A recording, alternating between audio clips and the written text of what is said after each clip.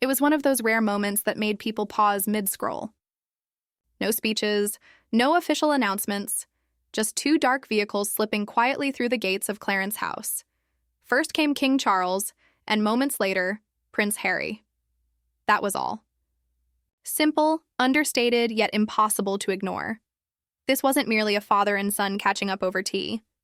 It was their first meeting in more than 18 months, and the atmosphere carried the weight of history, unresolved tension, and years of silence. The last time they were face-to-face was back in February 2024, shortly after Charles revealed his cancer diagnosis. Since then, nothing. No family gatherings, no public appearances together, only distance and endless speculation. Now, Harry was back in London. He arrived on September 8th to attend the Well Child Awards and a series of charity events. But whispers quickly followed. Would he make time to see his father? Would Charles even allow it? And if they did meet, what would it mean? As it turned out, the meeting did happen, and it happened swiftly.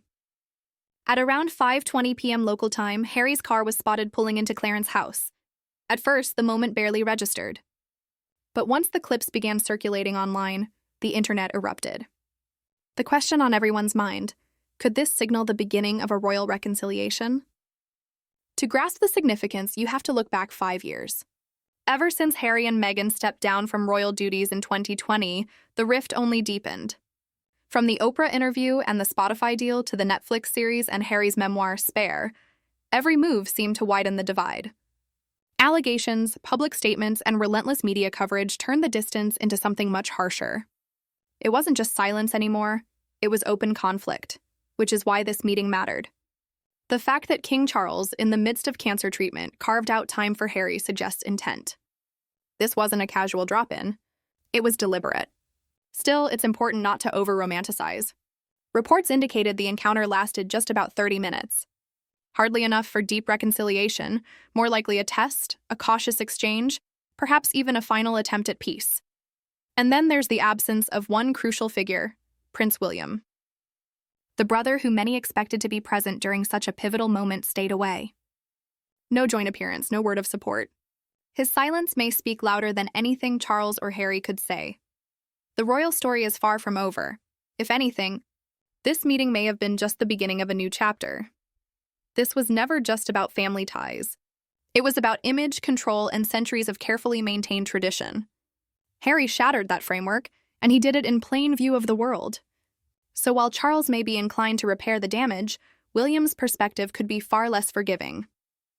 There's no handbook for the heir to the throne, but if one existed, it almost certainly wouldn't recommend extending an olive branch to the monarchy's most persistent PR challenge. And yet here we are. 2 cars slipped past the gates. The palace remained silent. Cameras zoomed in, dissecting every glance and gesture. Was Charles leaning in? Did Harry look uneasy? Every flicker of expression was transformed into headlines. Because at its core, this wasn't just a father and son catching up. It was history rewriting itself awkwardly, one strained conversation at a time. No glossy portraits, no carefully worded press release, just 30 minutes behind closed doors. A meeting that could either plant the seeds of reconciliation or shut the door permanently. One thing is certain, this wasn't casual. It was calculated, and its consequences could echo through the monarchy's future in ways few can yet see. Charles wasn't only a king meeting with his estranged son. He was also a father confronting heartbreak, legacy, and the reality of his own mortality. Illness has a way of shifting priorities. It can soften some people, harden others. In Charles's case, it appears to have done both. Those close to him say he has been feeling the weight of time, questioning not just his role in history, but his place within his own family. That burden may be what finally pushed him to open the door. When fragility is staring you in the face, even the deepest grudges can feel less immovable. Still, this was no emotional reunion. It was planned, precise, and brief. No agenda was leaked, no joint statement was issued, no whispers of hugs or heartfelt forgiveness made their way to the tabloids. Just 2 men, separated by years of distance and public fallout, cautiously navigating a conversation no one else could hear. If Harry had hoped for warmth, it likely wasn't there. He walked into Clarence House not as the cherished son of a monarch, but as a controversial figure whose presence still stirs global headlines. And while Charles agreed to see him, This wasn't an open-ended invitation to rehash grievances or renegotiate royal roles. It was a timed meeting, likely filled with unfinished sentences, long silences, and unspoken tension. Harry's return to Britain carried a noticeably different energy this time. No Meghan, no entourage, no dramatic public gestures. He arrived alone, quietly under the radar. And for a man whose every move once played out under the brightest spotlight, that in itself spoke volumes. Harry once said he needed to escape the toxicity of royal life. So stepping back into that world must have felt like walking into a lion's den.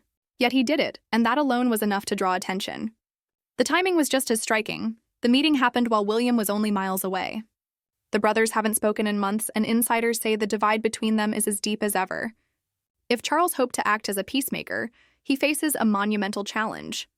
William has reportedly lost patience, seeing Harry's interviews, memoir, and constant revelations as repeated acts of betrayal. For anyone wagering on who is more likely to forgive, William's name wouldn't even appear on the list. Some royal commentators believe this encounter may have been a test, not just for Harry, but for Charles as well. Could Harry sit through a private discussion without it ending up in the press?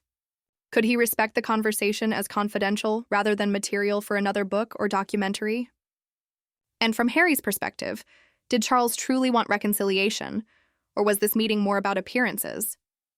The cameras didn't capture what was said inside, but they caught everything before.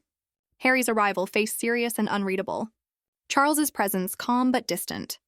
No smiles, no waves, just an air of duty and unease. Even if the exchange itself was awkward, the symbolism mattered.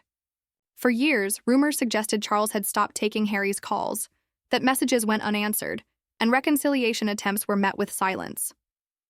This time, however, the door opened. That alone signals something.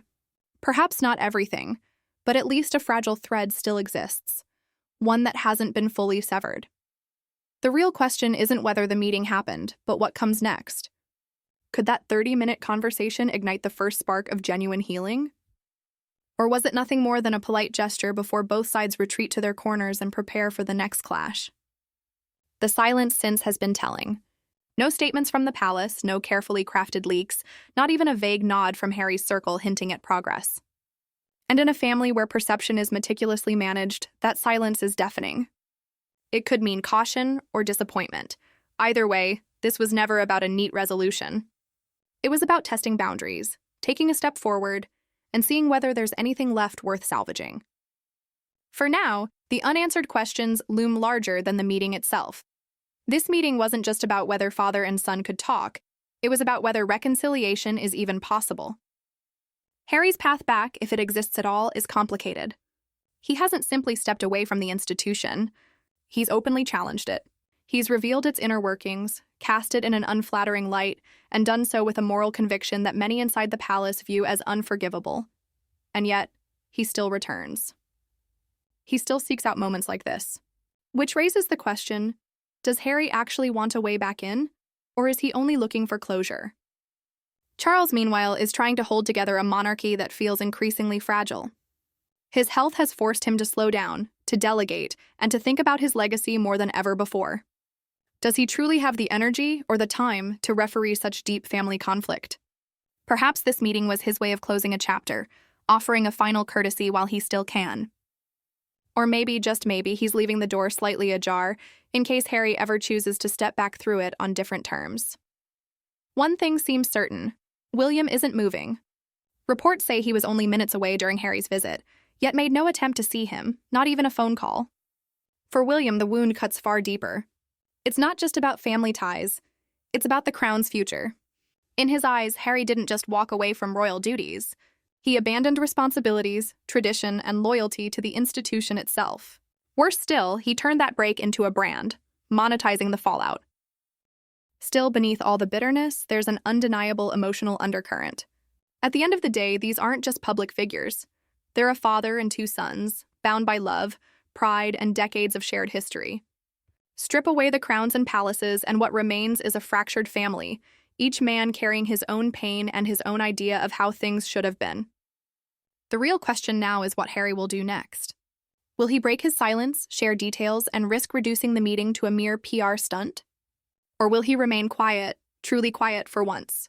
If he does, that silence could mean more than any interview, more than any statement. It could signal restraint, perhaps even growth. Because the truth is, there are no clear winners here. Just a family weighed down by years of resentment, forced to confront it under the relentless gaze of the world. Charles is managing illness. William is protecting the crown's future. And Harry is caught in the middle, no longer trusted enough to be fully royal, but still too royal to be ignored. For now, the silence lingers. And in that silence, the future of their fractured bond quietly hangs in the balance. The meeting ended without fanfare.